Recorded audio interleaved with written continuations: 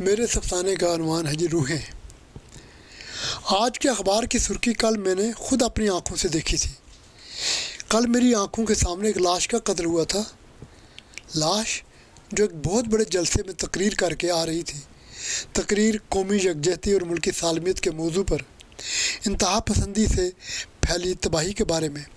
तकरीर बड़ी जानदार और शानदार थी। तालियों से सारा हाल गूंज उठा था। तारीफ़ करते करते लोगों के मुंह सूख गए थे। लफ्ज़ों के जादू ने सबको बांध कर रख दिया था। ढेर सारी मुबारकबादियाँ जेबों में डाले लाश कार में अपने घर आ रही थी कि उस बड़े चौक में ज़िंदगी ने पल भर के लिए उसे झंझोड़ा और फिर हमेशा के लिए मौत के हाथों में फेंक दिया।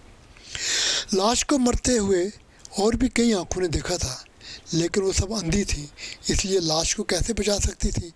लेकिन वहाँ एक कत्ल और भी हुआ था, कत्ल एक रूह का। लेकिन रूह का कत्ल अखबारों की सुर्खी न बन सका। रूह जो दूध से भरी गागरें गोकुल से शहर ले जा रही थी ताकि मीठे दूध से मैले दिलों को धोया जा सके, गंदे लहू को साफ किया जा सके और रगों में प्रेम रस घोला जा सके। रूह ने जब लाश को मौत के हाथों में तड़पते देखा तो कांप गई और उसे बचाने के लिए गर्म वैशी हवाओं को रोकने लगी, आग को पकड़ने लगी और आखिरकार खुद भी कत्ल हो गई। आज अखबारों की सुर्खी पढ़कर लाश की अर्थी के जुलूस में हज़ारों अंधे चल रहे थे। शमशान भूमि में टेलीविज़न कैमरों की आंखें खुली हुई थीं।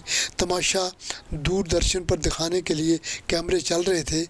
उनकी आंखों में बड़ी कशिश थी, बड़ी ताकत थी। वो रंग बिरंगे इश्तिहारों को चुन चुन कर फोकस कर रहे थे। अकीदतमंद फूलों के हार लिए मुंतज़िर थे कि अर्थी को श्रद्धा के फूल अर्पण किए जा सकें। फिर कैमरों की आंखों ने देखा कि दो अर्थियाँ अलग अलग रास्तों से शमशान भूमि में दाखिल हुई।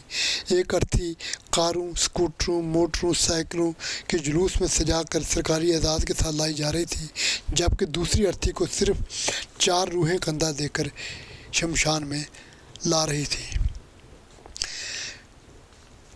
पहली अर्थी को जब आग दी गई तो हज़ारों लोगों ने इस मंज़र को देखा, जबकि दूसरी अर्थी को सिर्फ 4 रूहें ही देख रही थी और वो लाश के जलने का इंतज़ार कर रही थी।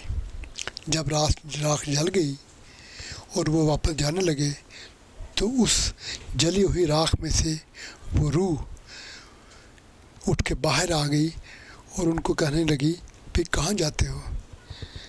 कभी रूह भी कभी मरी है? किसने कहा कि रूह मरती है? रूह तो हमेशा ज़िंदा रहती है।